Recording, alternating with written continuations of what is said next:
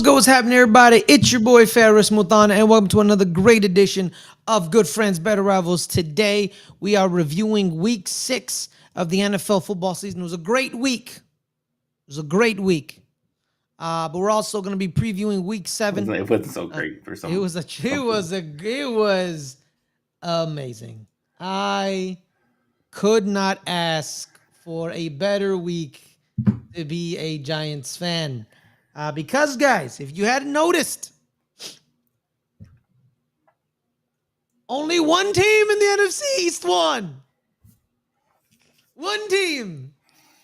And that was on Thursday Night Football when everyone was doubting the New York Football Giants. They said the Eagles going to take them out.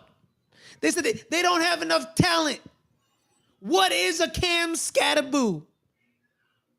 The champions are going to right the ship against the New York Giants. Caleb, tell them what happened.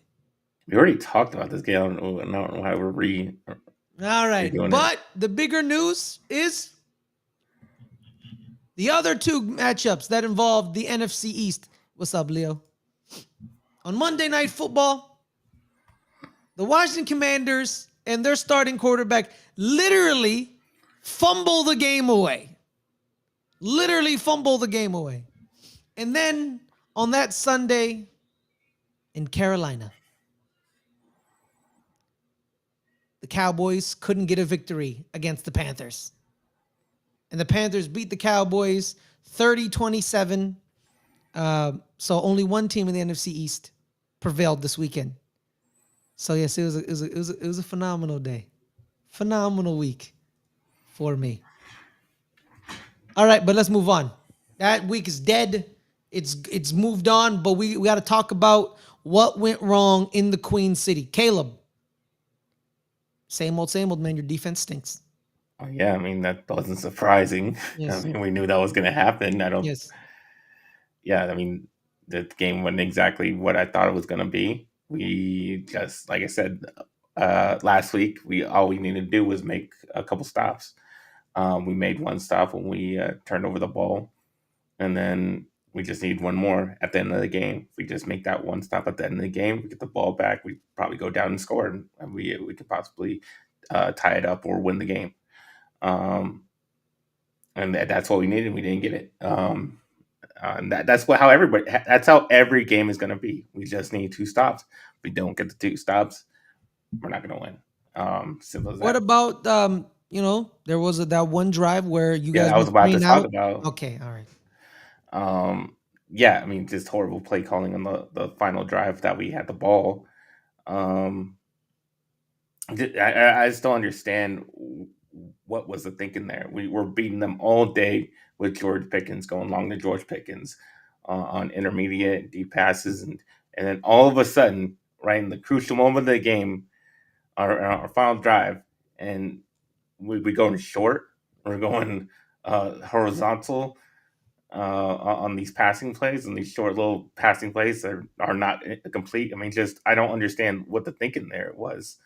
Killing them all day with Pickens, and then all of a sudden we go short. It's just so stupid. It was stupid play calling. First time I seen Schottenheimer not do good play calling there. I was extremely frustrating, and we get that drive. I mean, like I said, we probably go down. We probably score. Probably not going to stop them, but at least we'll put it into at least overtime or whatnot. Mm-hmm. At that point. But it's just that's like I said, if our offense either stalls or the defense can't get two stops, we lose the game, and that's exactly what happened. So yeah, I mean, the one thing I wanted to do is stop Rico Dowdle, and that obviously did not happen. It did not happen whatsoever. Yeah, and I just don't understand why. I don't understand. I mean, I know the defense is bad, but I mean, if you're gonna get beat on something, just let Bryce Young just pass on you all day, and just put everybody up front to Stack the box. try to stop the run, and blitz the hell out of Bryce Young. And if he beats you over the top, well, he beats you anyways over the top anyway. So it didn't really matter what the hell defense you're. So your main focus should have been trying to stop Dowdle. You couldn't do that, and you should have made Bryce Young beat you, and you didn't do that. And it was just like I said, that's even beyond just having the bad players and not having the talent on defense to really do much. That's going to the the dumb defensive coordinator that doesn't put these guys in position to try to even be effective. Um, and that's all on him. I mean, I really just put it all on him. I mean, I know we don't have the talent, but if you can't even put up a game plan that even looks like we're trying to stop somebody, I mean, it's just I wouldn't say you guys have no talent. the linebackers are awful. Well, the linebackers, The they, DBs are awful. they all suck. The pass rushers suck. I mean, I mean, we got a couple of good defensive tackles and a couple of corners. And they're hurt, the corners. Yeah. I mean, what else? Yeah, okay, yeah, you know what? Yeah, you do suck. You know, there is no talent really. Yeah, you're right. I mean, what really is on that defense? But here's the thing too, right? Matt Eberflus, he's a zone guy. He's a zone guy. But so I don't know, because Bryce Young has, if you watched, if you look at the show, that Bryce Young against man has 8 touchdowns, no picks. He's very successful against man. So even if you say stack the box, play man, that so you basically said you wanted your game plan to be like, let Bryce beat you. If he beats you, exactly. So what? I mean, every other quarterback's beating us, but I don't kill him for that. I don't kill him because Bryce Young, has a great game all of a sudden. Because odds are he probably won't if he's getting pressured by getting blitzed on, or if if we're just stopping the run and he has to put it on Bryce to try to throw the ball, then it is what it is. I mean, odds are he's probably gonna screw up and throw a pick somewhere. Yeah, because his receiving core is also not as well throughout. We're paying Diggs and we're paying Bland a bunch of money to make picks. So if we force him into throwing, quick balls, try to get out of his hand because the pressures come at him, then that's what we're paying our guys to do. We're paying them to intercept the ball. So put them in a position to try to intercept the ball. They were actually talking about that today, Caleb, which then you realize Micah Parsons rushing the passer, hurries, pressures, off-balance throws, quick throws, easy pick opportunities for Diggs and Bland. So this is where you're missing big old number 11. Yeah, but like I said, I mean, will we even put him in the position? Or we're just going to rush forward where they can have 2 guys on him, and then he's not even effective, even if we had him.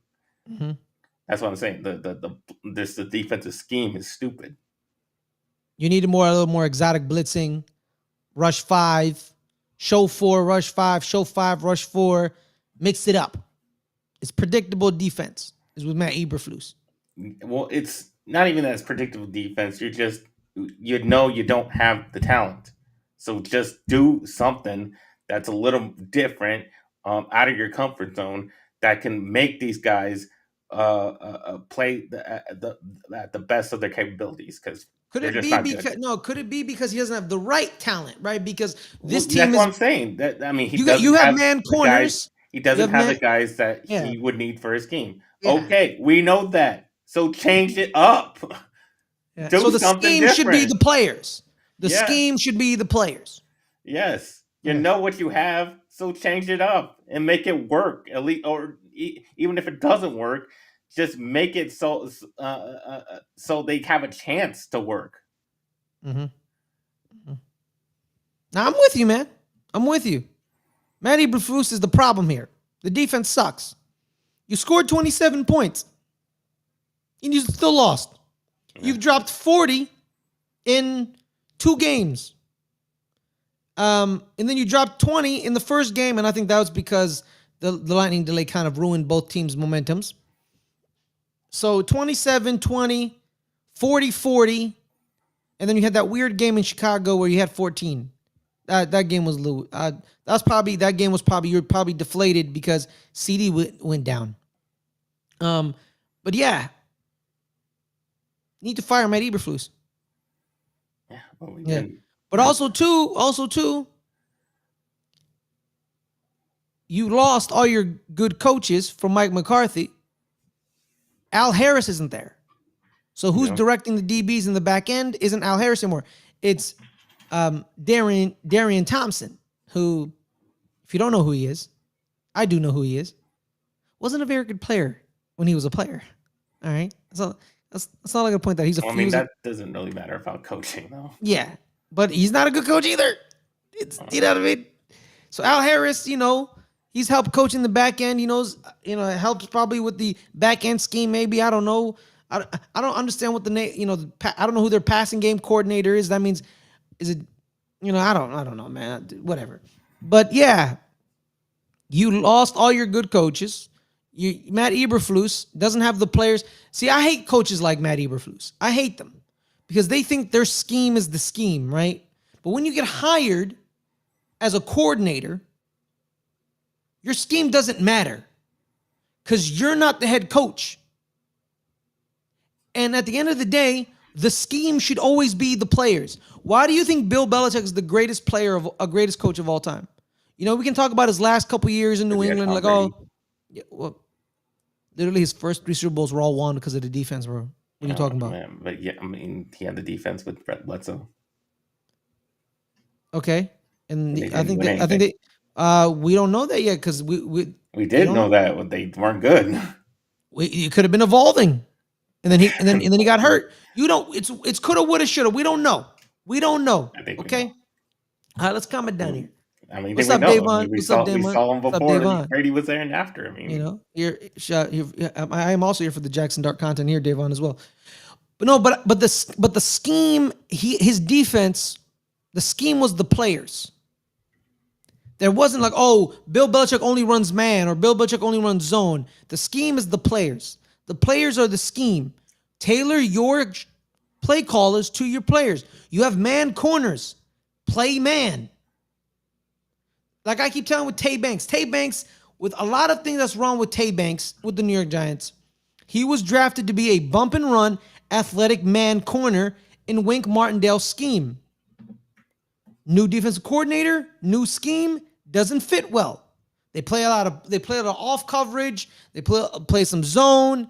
That's not how it is. It's bump and run.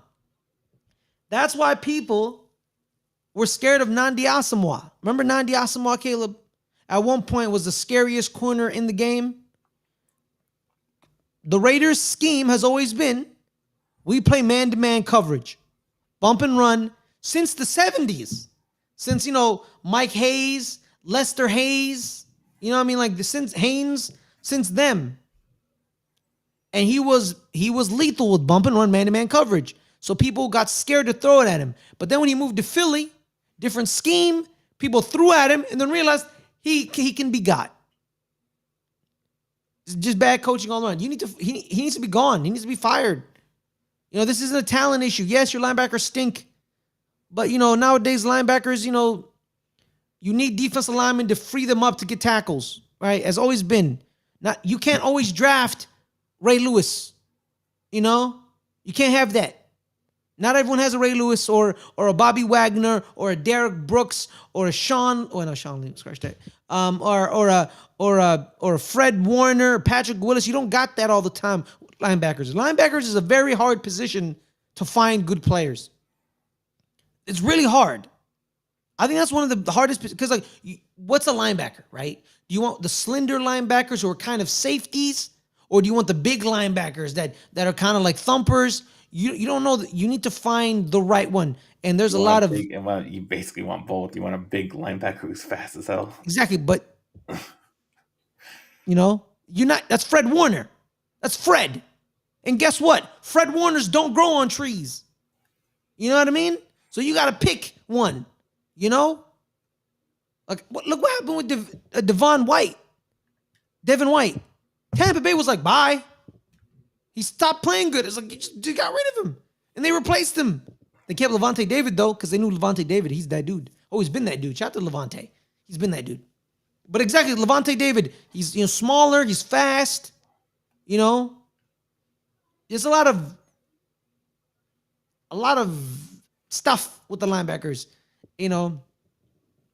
But yeah, man, your defense stinks. They all stink. You know what I mean? It's just Offense is good. oh, okay. Your offense is good. But yeah, was it Brian Brodus? Is it Brian Brodus? Brian Brian Brodus. Broaddus. Brian Broaddus. Yeah, he talked about how like the scheme and the players they're not working because the scheme stinks and the players stink. So we have a Oh, lot of it's a bad stink. combination. So Yeah. at least better the scheme to try to get to your bad players to play better. Mm-hmm. I mean that's what you got to do, and you're not doing it. You're saying no. We're gonna keep putting our bad players in bad positions so they can keep failing. Like how stupid is that? Yeah. That's literally what it is, man. That's literally what it is. But Pickens look good. Pickens definitely look good. I think the problem with that is that that's a Carolina issue because they didn't allow J.C. Horn to travel with him because I think they're running scheme. I think they're running zone, so they don't let him travel. So it's whatever. But yeah, so they just kept moving Yeah, and George Pickens the around. thing on the offense, I mean, we couldn't run the ball. I mean, their defensive line was penetrating through our offensive line like crazy. It's like they got through gaps extremely fast, and we're all over Javonte Williams. He had no room to run. Yeah, just could not get that run game going. That might have, if we had run the ball better, maybe we could have, had more time possession. Maybe we could have won that way. But man, we just couldn't do anything run wise. Yeah, and you know what? Let's bring some insights here. I believe Tyler Smith and Tyler Guyton played, correct? Yes. And they allowed the lowest pressure rate of the season with 17.6, which is the 8th lowest by any offense in the league.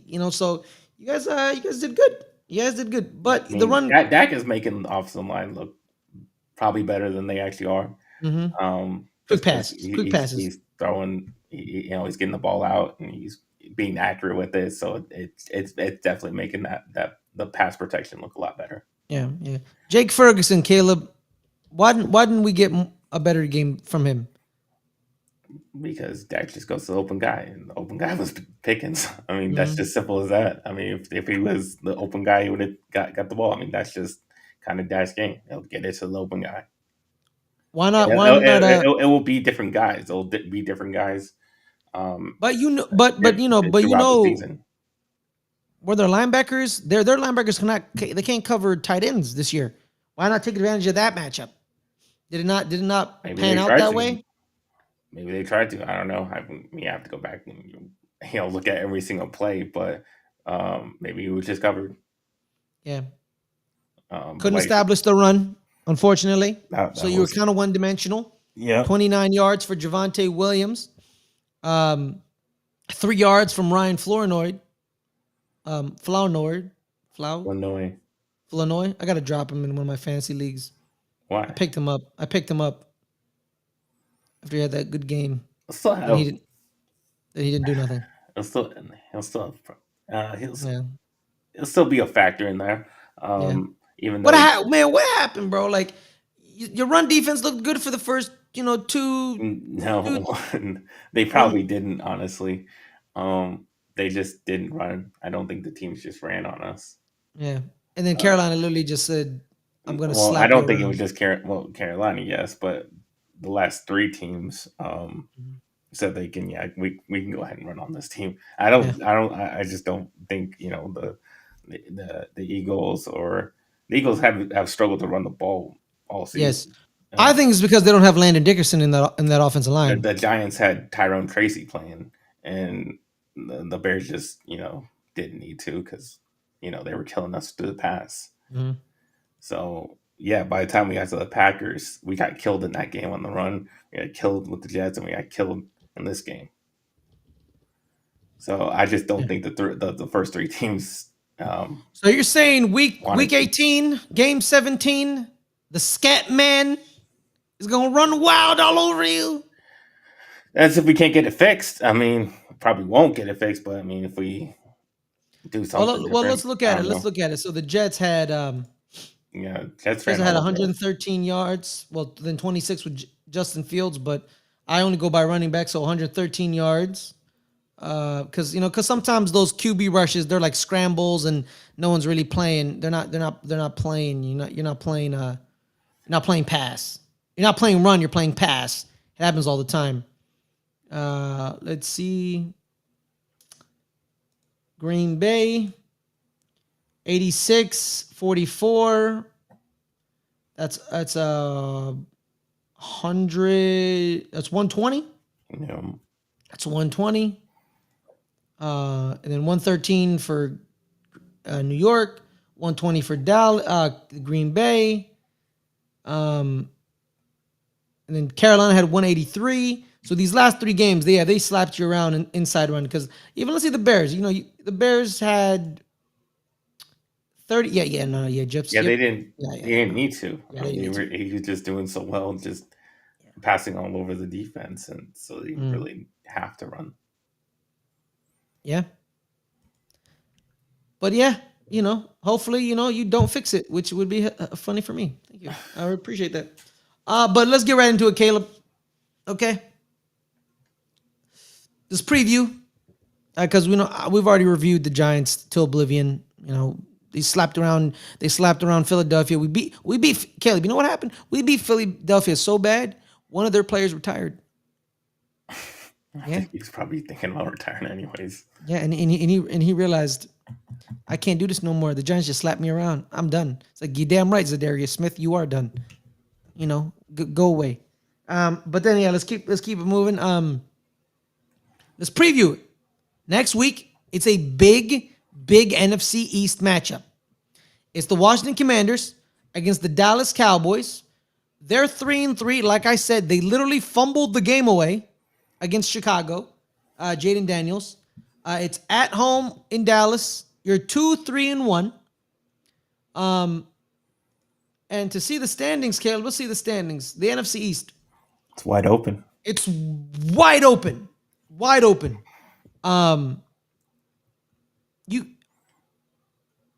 This team gives you guys fits. I know Dak Prescott has a great record against the NFC East. Record.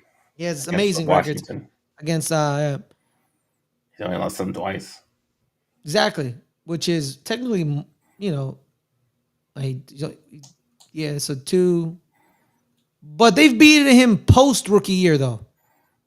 Yeah. Post rookie year. So there's difference. The Giants beat him during his rookie year, and then post rookie year, there have been, I think the record was 12-0, 12-0, something like 13-0.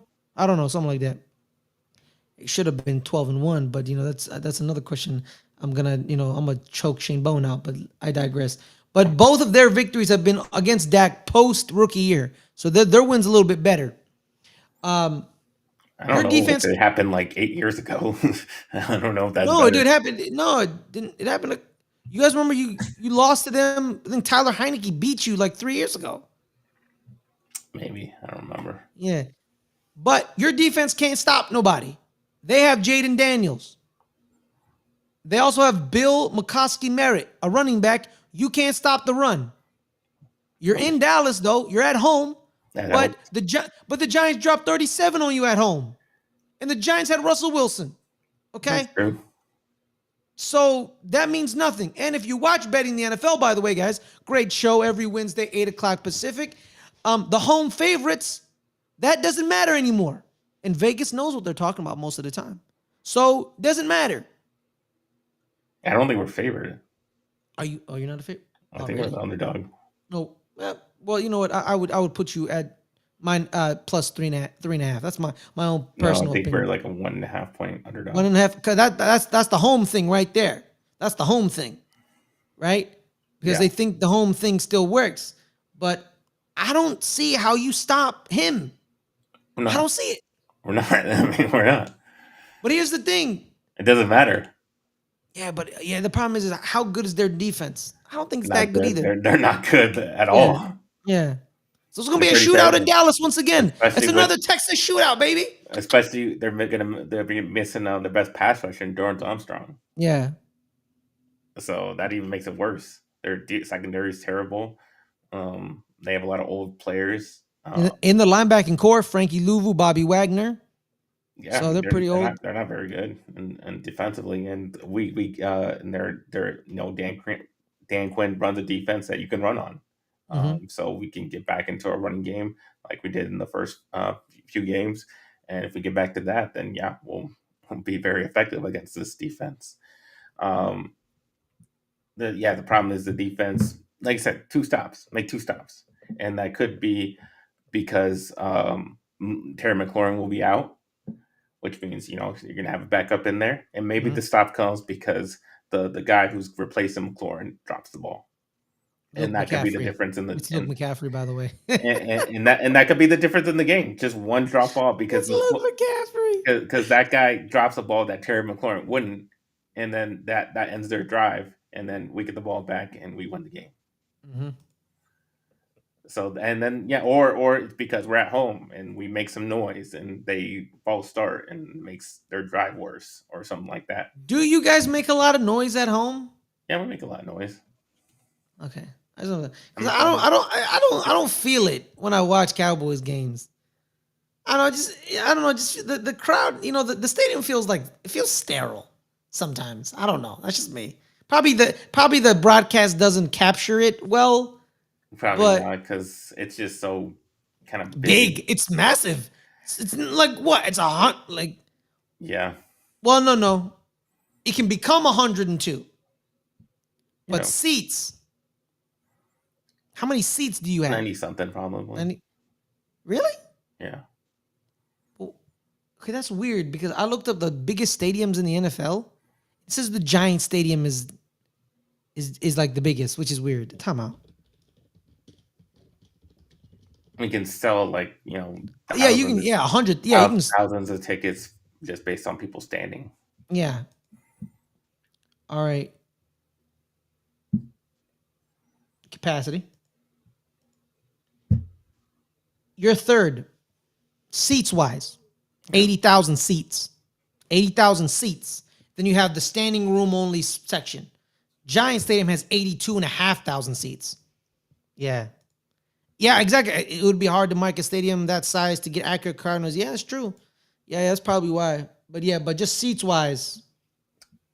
I'm just saying that there could be things because like home field advantage or whatever that just gets us that one and two stops that we need, and then that gets us to win the game because that's all we need. The how good our offense is doing, how great Dak is playing. We get CeeDee Lamb back, and then he has even more weapons. And you see, he's already got a connection with George Pickens. And it's not going to be where because usually it's been like where the second guy kind of disappears, and he's always going to one guy. Now he doesn't have to do that. He literally just goes to whoever's open, and that's the best. That's when Dak is the best, when he can just go to whoever's open. And with CD and George Pickens, he'll definitely have great options there, and obviously Ferguson. So yeah, he's going to play great, and it's going to be high scoring. Like I said, just need two stops. Give us two stops, defense. Mm-hmm. We win the game, and that's every game. That's literally every game. I don't care who we're playing. I mean, the offense is playing that well. I mean, they're like literally number one offense. I mean that if you have number one offense means you can beat anybody. You just have to stop them. Actually, no. I think Atlanta is number one in total offense. Okay, well, and they're number two in total defense. Atlanta. Okay, well, which is it just shocked you, right? You're like, what? No, not really. Atlanta. They had a really good game last week. Yeah, and Carolina blanked them 30-0. That's how weird the NFL is sometimes. That's how weird the NFC South is. That's how weird that division is. I love watching NFC South football because you don't know what you're gonna get. You never know what you're gonna get. But it is what it is. But yeah. Is there any way it's just a shootout? It's a shootout. Yeah. It's gonna be a shootout. Every game. That's every game. I mean, I really don't know how to analyze differently than any other game because it's literally the same story every single week. Yeah. So scores, Caleb. 40-38 Cowboys. 38-35 Cowboys.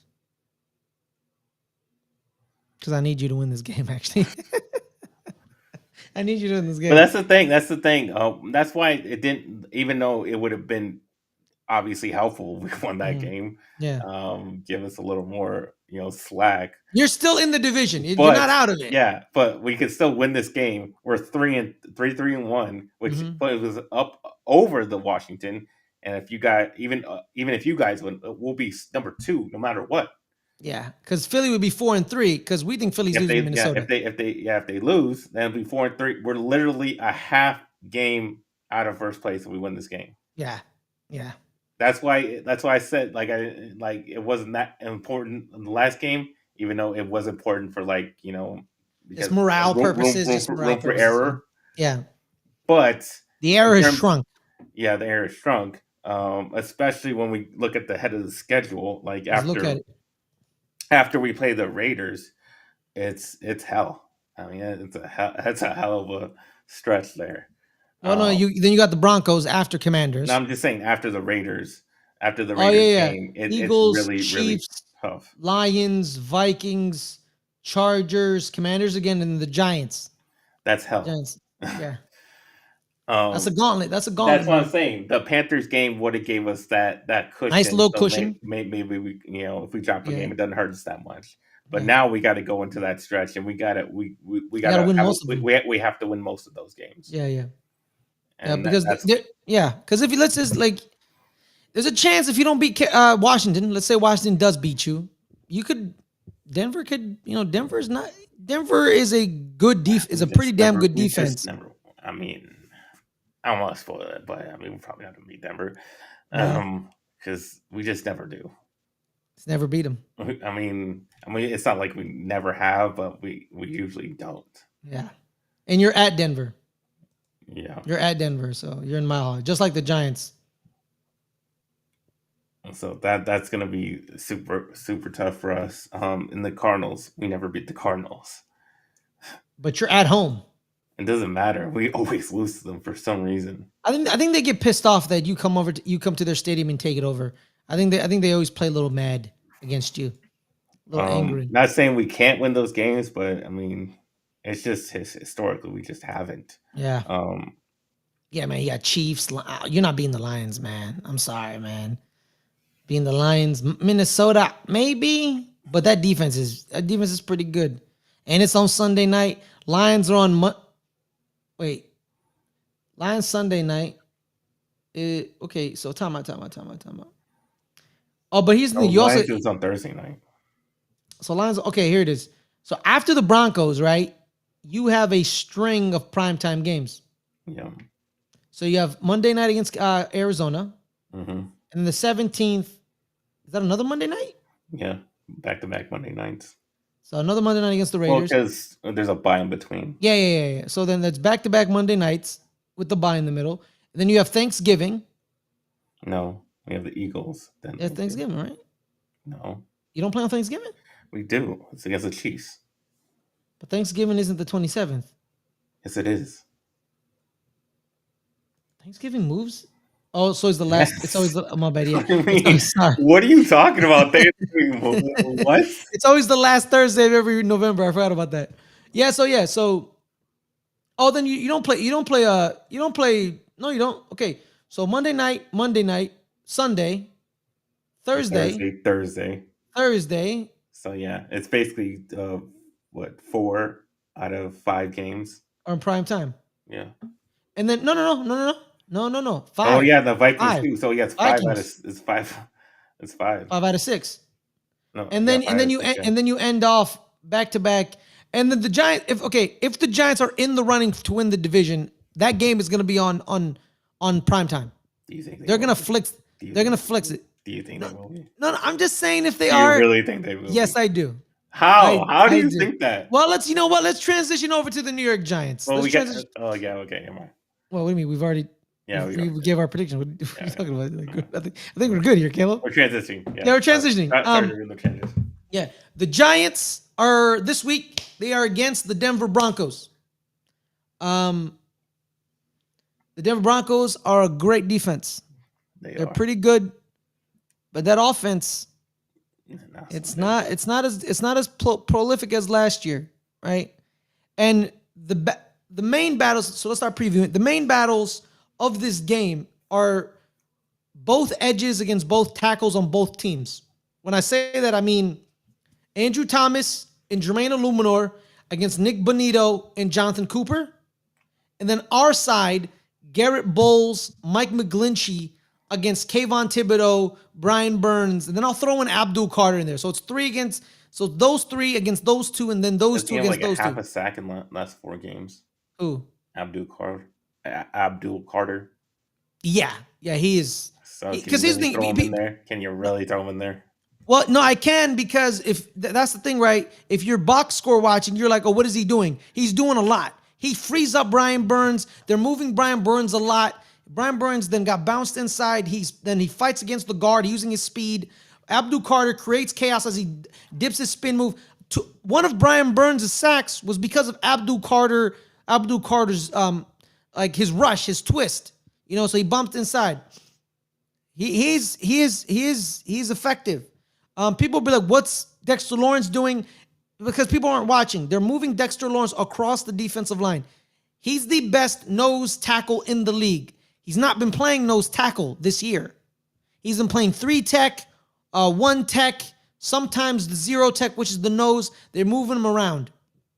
That defensive line is going to be a problem for the Denver Broncos. But the problem is they too have a good defensive line. They have 30 sacks upon the year. If you take out their 9 sacks that they got against the Jets last game, Caleb, they're still leading the league in sacks. They are vicious on that line. They're vicious. So this is where Jermaine Illuminor and Andrew Thomas have to shine. Because if that eliminates them on the outside, that means then they have to come on the inside. And the problem is now, are you really scared of Zach Allen inside? Because Jonathan Cooper and Nick Bonito are the keys to everything. They're the keys to their defensive line. And then it alleviates their inside pressure with Zach Allen. I gotta look up the Denver Broncos roster. Sorry, give me a minute. I hope everyone's having a wonderful day. Team depth chart. Thank you. Yep. Okay, yeah, so they run a 3-4. Mm-hmm. Cooper, Bonito, and then their linemen are Jonathan Franklin Myers, Zach Allen. They're the inside edges.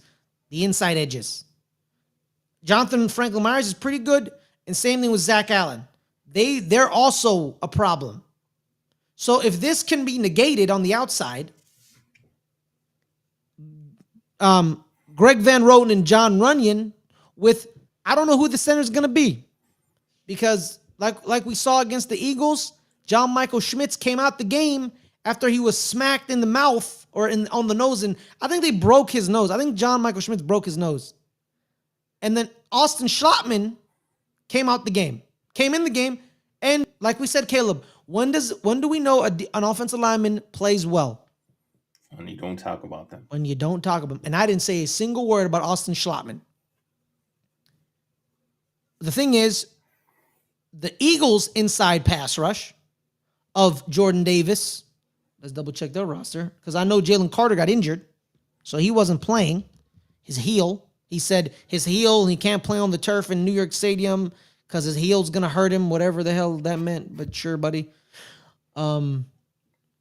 Let's look it in. So they're inside pass rushers. They'll no longer have Zadarius Smith. So their guys are Jalen Carter, Jordan Davis, Moro Ajomo, with Ty Robinson and the other Byron Young. So they're but they only had Jordan Davis and Moro Ajomo, right? Really, because Jalen Carter didn't play. With the Broncos, all 3 guys are playing. They also have DJ Jones, the former Niner. So the inside's going to be the problem. Are the guards going to hold up? I have confidence in Andrew Thomas. Last week, when we talked about it after the game, Caleb, I told you he's the best tackle when you leave him out on an island. The metric this year, where they mean by leaving him out on an island, like I described it last week, is just him one-on-one against the edge rusher. no chip, no tight end help, nothing. Just me dropping back and you coming at me. He's the number one in the league. So I have confidence in Nick Bonito or Jonathan Cooper, whoever's on Andrew Thomas's side. He's going to play well. It looks like he's fully healed up from his Liz Frank injury, which is something we were really scared of this season. They held him out. They held him out for the first 2 weeks. We didn't have him. And then we started in week 3, and he looked good. He looked good, and then he's looking better, and he's looking better. Same thing with Illuminor. Illuminor had a bad false start penalty against the Eagles. But then, nothing really happened after that. The offensive line of the New York Giants have played well. They've played well. The problem is with this defense, they have nothing to combat Patrick Surtain II. Nobody has anything to combat Patrick Surtain II. Wide receivers talk about him like he's the Grim Reaper for a reason. Because he is. He's that dude. And I'm sorry. You got Patrick Surtain Jr. and I'm rolling out little Jordan Humphrey? That's not great. It's not great. It's not great. We got lucky against the Eagles when Quinyon Mitchell got hurt in the game. I don't know how he got hurt. I still don't know how he got hurt, but he got hurt and they pulled him. You see him on the sideline wearing the beanie, no helmet. He was mad. That's not happening to Patrick Surtain II. If it does, oh my God, but it's not happening. But here's the thing too, right? It was very clear that the Giants are now running the ball. They're a running team. They passed on occasion, but they were quick passes. It was one deep shot to little Jordan Humphrey, but it was quick passes to Jalen Hyatt or Wan'Dale Robinson finding a hole in the zone or one of their big tight ends. Because the linebackers, they have Alex Singleton and Justin Strand. I don't know if those two linebackers are good. Just like we said about the back end of Washington's corners and safeties. We don't know if they're good. I don't know if they're good either. Can they guard the tight end? Can the tight ends create havoc for them? This defense, it looks like no, they can't, because this defense is legit. Vance Joseph is legit. Not a very good head coach, but like we said, not a lot of good head coaches are great defensive coordinators or offensive coordinators. Wade Phillips, you know what I mean? A lot of failed coaches are really good defensive coordinators, which is hilarious to me, because that's most of the failed people. But the key is it's the edges and the tackles for us and for them. So Broncos fans are confident Nick Bonito and Jonathan Cooper can create havoc. I have confidence that Brian Burns and Kayvon Thibodeau and Abdul Carter will create havoc on them because it's Mike McGlinchey and Garrett Bowles. Garrett Bowles, for the first couple of years, was not a very good tackle. A lot of holding, a lot of, he wasn't good. And then he became good. Mike McGlinchey is Mike McGlinchey. He's good. He's bad. He's him. I watched him a lot when he was with the Niners. He was fine. And most offensive linemen in the Kyle Shanahan scheme work because it's the scheme. It's a zone scheme. Like, look at their guards. For years they had Alex Brindle or it's like the guards weren't that good. John Feliciano or any of them. Like, the scheme fit. McGlinchey's played well, but McGlinchey's McGlinchey. I trust my defensive line to also create havoc. I think this is going to be a low-scoring game as well. They do have they do have better receivers than us. That creates the option of the deep threat. Everybody has better receivers than you. Well, exactly. So that's actually not a thing that matters anymore because you're right. Marvin Mims Jr., Cortland Sutton. Then they have Evan Ingram, on the tight end spot. But the thing is, they did play Matt Pert last week. So one of their tackles is hurt. I think it's Garrett Bowles. Because Pert played left tackle. McGlinchey's never plays left tackle anymore. So if Matt Pert is playing left tackle, barbecue chicken. It's barbecue chicken. Yeah, I mean the Broncos defense. I mean Broncos offense had a lot of problems with just the Jets defense. They didn't score a lot of points. They struggled to move the ball.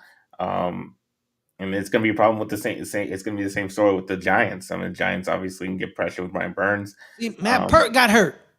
Yeah. And obviously with their offensive line being hurt, it's going to be even more of a problem. If they somehow they get the protection that they need, then I'm sure Sean Payton can scheme up something to dice up this secondary, because the secondary is still awful. Yeah. Cortland Sutton, Marvin Mims, Troy Franklin, they're and that's what I think is going to happen. I think somehow they're going to find. Well, I just want to point out, Philly did have AJ Brown and Devonta Smith, and they did nothing either. Yeah, so. But look at who's calling the plays versus look who's calling the plays for the Broncos. Okay, that's a good point, but still, that's a big difference there. I trust Cordell Flat. Why? What the hell has he done to make you trust him? You got to pick. Oh, you got to pick. Okay, you got to pick. Yeah, no. I think I do think it's gonna be low scoring, but they're just gonna make enough plays to win the game.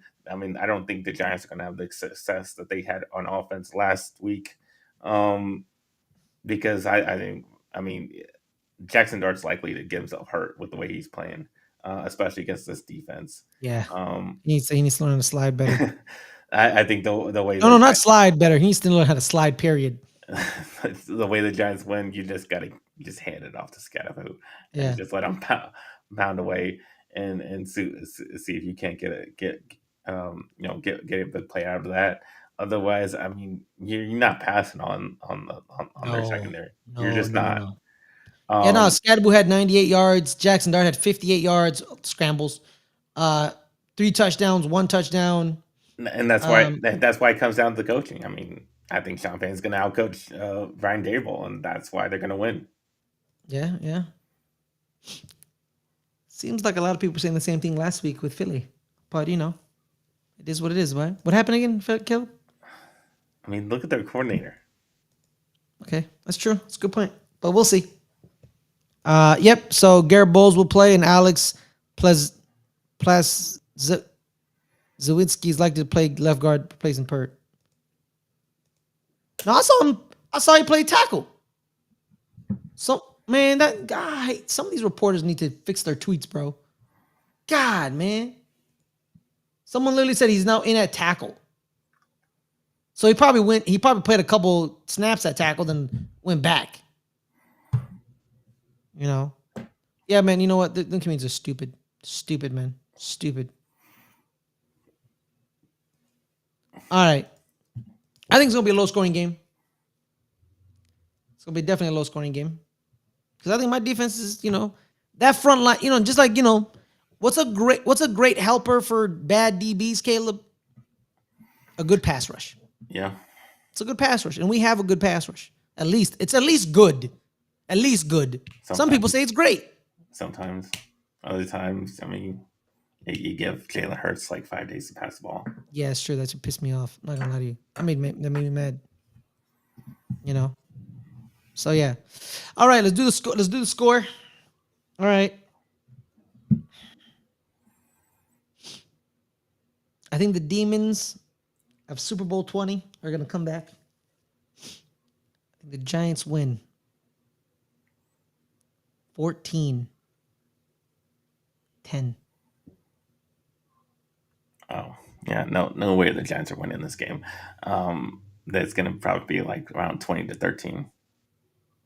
They scored 13 last week. They now scored 20? What are we doing here? So? Also, the Jets, they score 13, but on us, they're going to score 20. They were playing early. Not for their time. It was prime time where they It was in London. So Teams have scored more than 13 points in London. I mean, We they just did. got them all track. I mean, they didn't really, they were a lot of swords. They're coming back from London. Why don't you think about that? Because. Okay, Adelia, that doesn't mean anything. The Giants scored more than 13 in London, and we've sucked for the last 7 years. All right? What are we talking about here? We just knocked game. We played in Germany last year, and we scored 25. We lost to Carolina, but we scored 20 at least. Okay, well, they're going to come back, and they're going to score 20 points on you. Whatever, man. Whatever.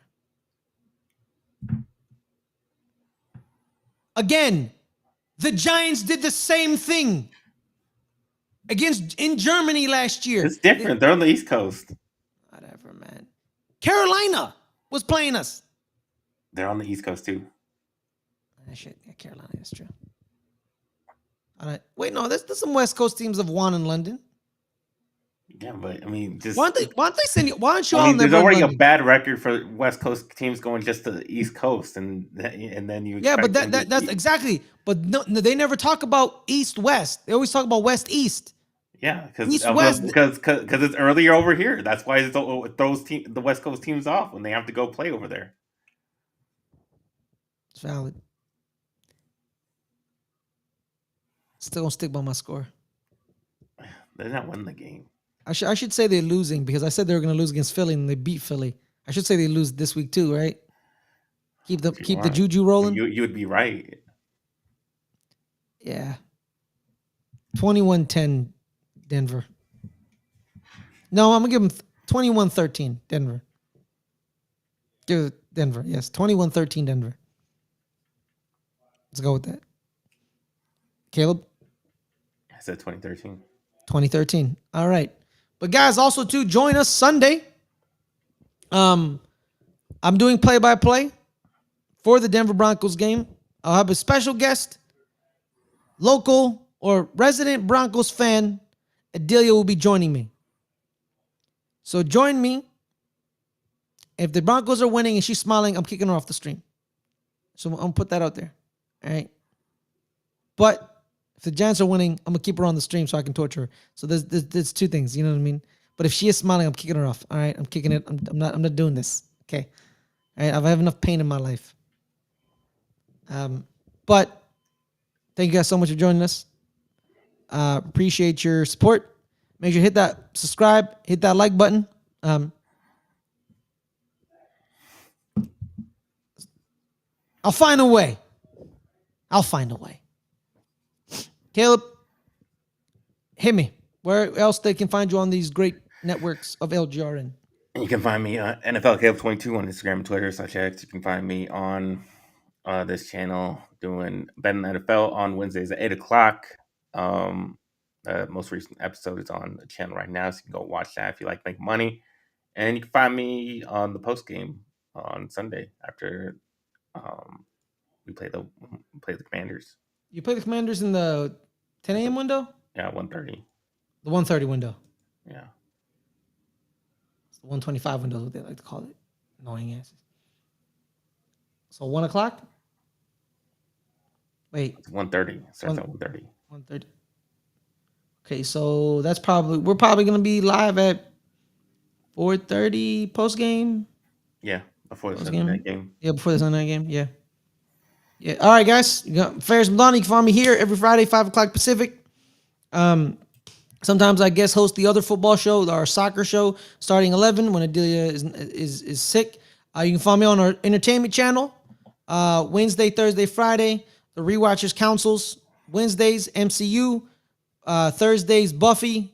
Fridays, Angel. We had an episode today at 3 o'clock. But without further ado, thank you guys so much for joining us. I hope you had a wonderful time. And we'll see y'all next time. Peace out.